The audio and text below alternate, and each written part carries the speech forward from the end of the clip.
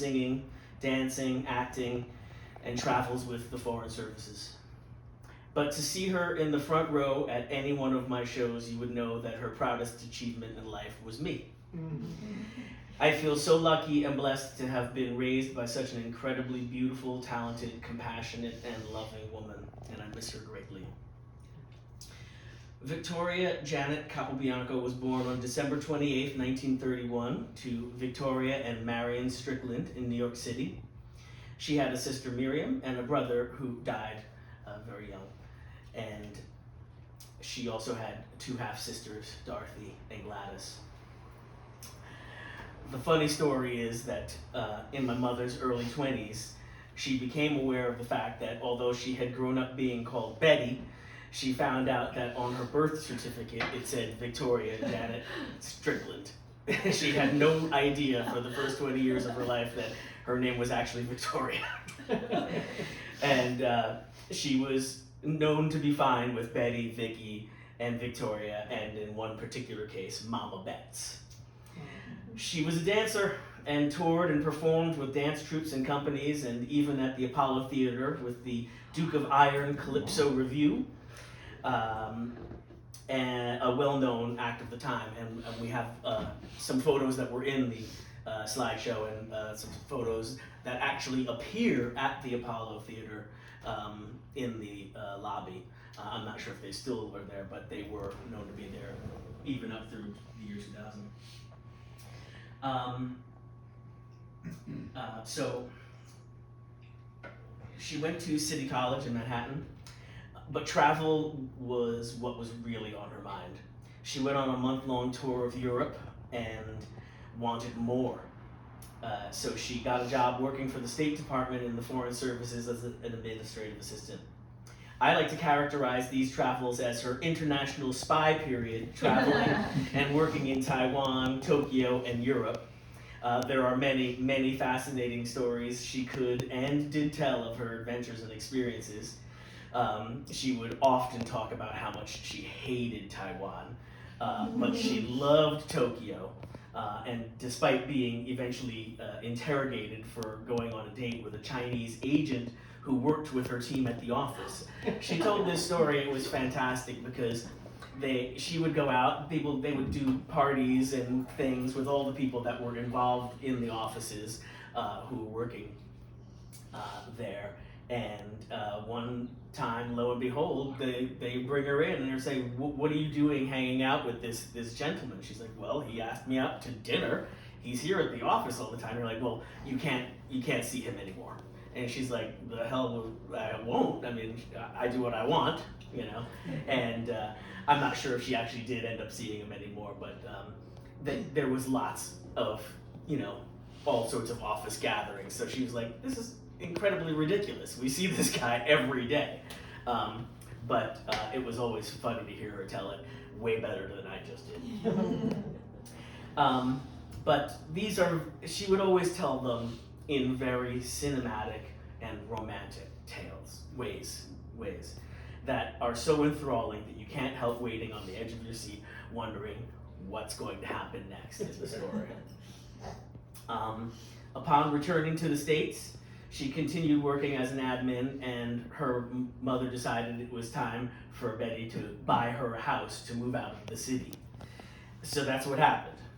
But ever the independent woman, her sister Miriam and my Nana moved to Teaneck, New Jersey, but she did not want to live with them. So, she was her own woman. She instead was on her way through a short-lived marriage to Mario Capobianco and continued to live in the city. After a three-year period of Mario's nonsense, Mom flew to El Paso on a divorce tour bus trip to Mexico. She got a quickie divorce, came back to New Jersey, where they still lived together for another year, and then she moved to Los Angeles in 1968, which is another one of my favorite stories here. I'm like, wait, tell it again?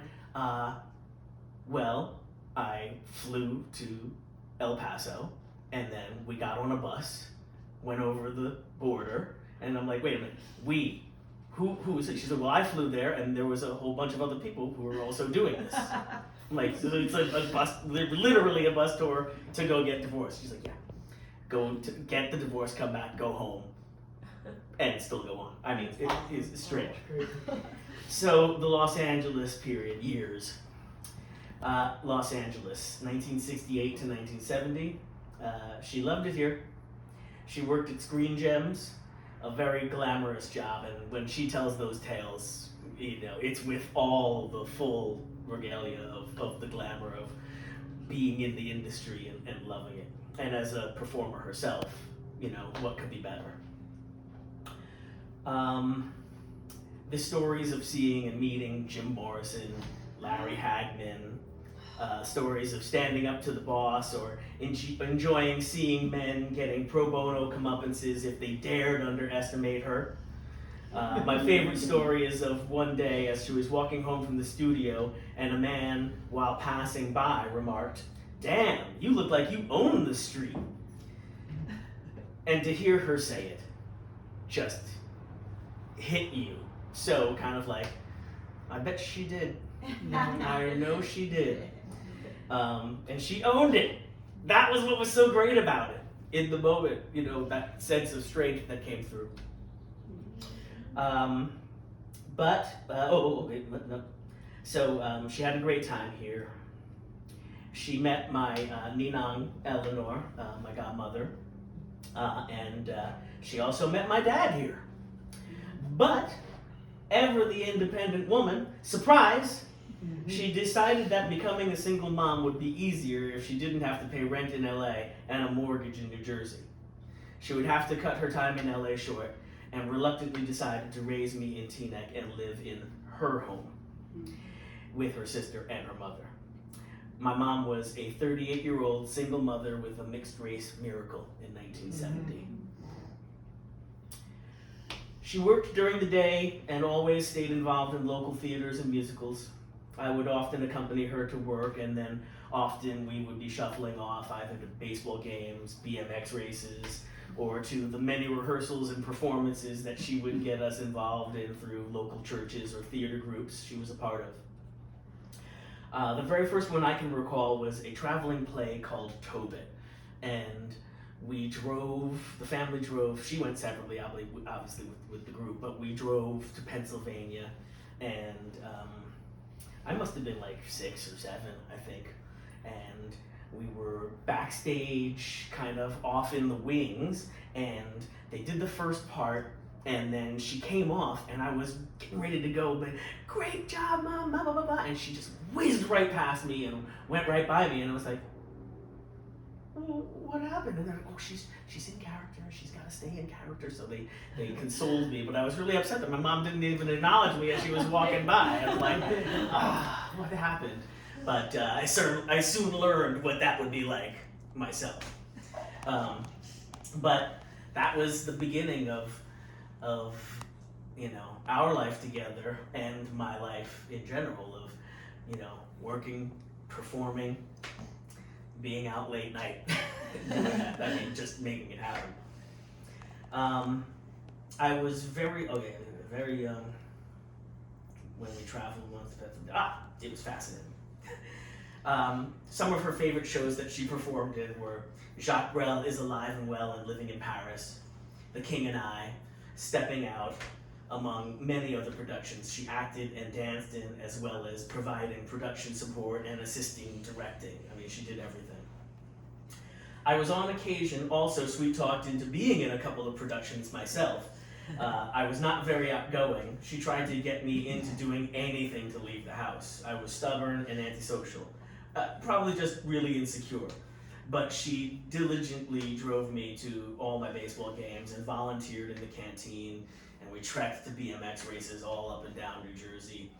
And she would always be around helping out while I was doing those things, and everybody knew her as you all know her.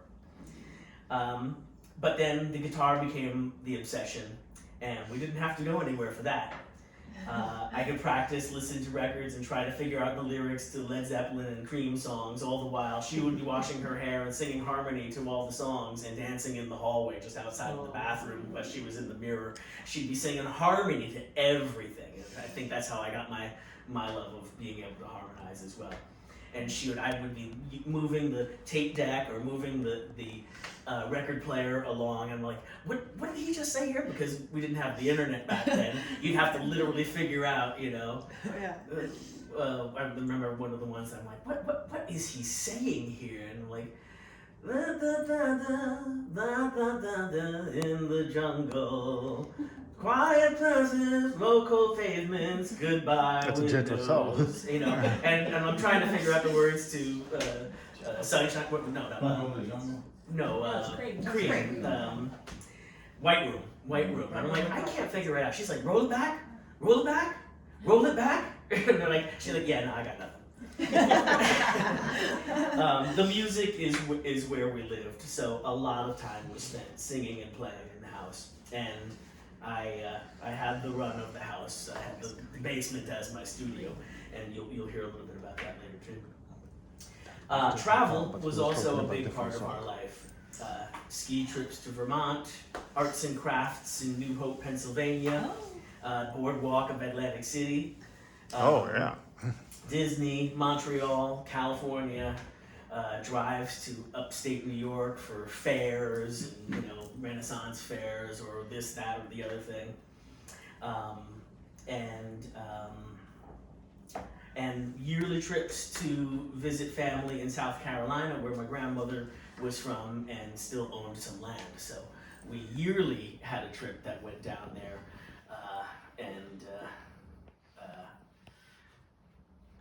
it was just lots of yacht rock listening on the 14-hour drive from New Jersey to Carolina. She put me through college, and ultimately I moved out, but she continued nonstop working and performing. In fact, she got more involved when she retired.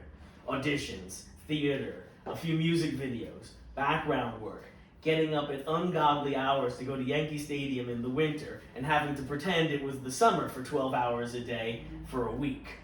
I remember thinking, she would tell me how cold she was and how crazy it was, taking the bus to New York City at 4 o'clock in the morning to sit in Yankee Stadium all day, frigid. Okay, take off your jackets and pretend like it's hot in the summer.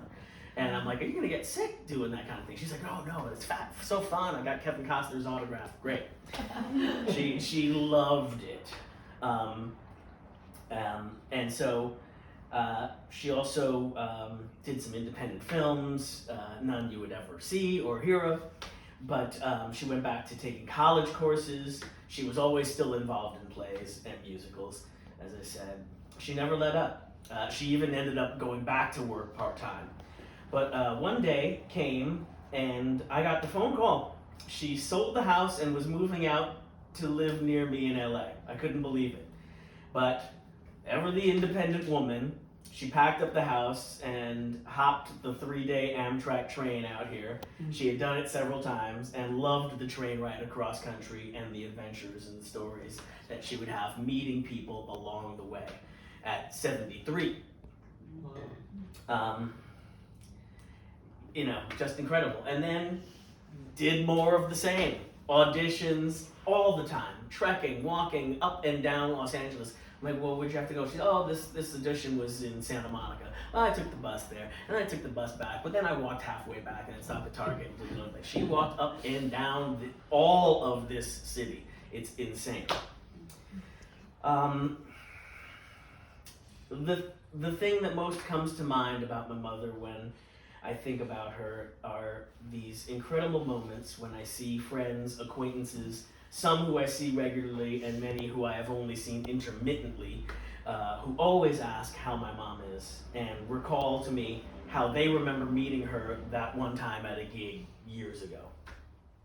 One meeting seemed to leave such an impression that they would always remember to ask how she was, even if it was last year or 30 years ago. It was with such regularity that I really had to ask myself, who was more of a rock star here? Clearly, it was obvious what an incredible gift it has been to have been in her presence and to have known her. Her friends, the cigarette shack salesman, her neighbors, doctors, relatives, She had a wide, diverse group of people who knew and loved her and often counted on her counsel through difficult times. She knew how to listen, and she really could hear and feel empathy for everyone, except for you know who, Donald. On the other hand, she did not suffer fools lightly, and on occasion, if she were angered, you did not want to be on the receiving end. I really liked that about her. She was a tough, strong, self-assured woman who didn't have time for that. Thankfully, most of that energy was expressed on her Donald Trump punching balloon and doll. Laughter, singing and dancing, and acting were her favorite things in life. She always had a tune, or a step, or a story to tell. One of the greatest gifts she received came later in life when we discovered the Kaufman family. Getting to know and spend time with my new brothers and sisters and extended family brought such deep joy to her heart. I don't know what I would have done if you all had not come into our lives during this time. I want to thank you so much. I want to thank everyone who is watching and listening, my dear friends, my many cousins, particularly Linda and Mark Williams, Susan Logan, Alistine Akins, and my cousins Barbara and Raquel, who have been so emotionally helpful during the past year. Also to my mom's many wonderful friends and neighbors, Jackie Wilcox, Dorothy Jackson, and Leah Phillips, who have been so supporting and loving to my mother over the years. A very special thank you to the daughter my mother never had, but did, Kathy Parsons. She loved you so much.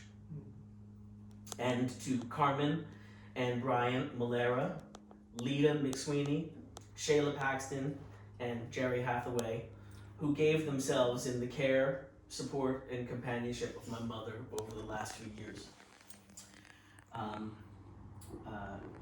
To my wonderful emotional support system, Jan, thank you, with which I wouldn't be so steady getting through this time. And to my dad and my mother, Barbara, and their wonderful children, my brothers and sisters and nieces and nephews, who came into our lives and got to know and love my mother in a way that will help keep her memory alive. I thank you all, and I would like to play a couple of songs for you before I finish. And then we will open the floor up and have a few family and friends say a few more things.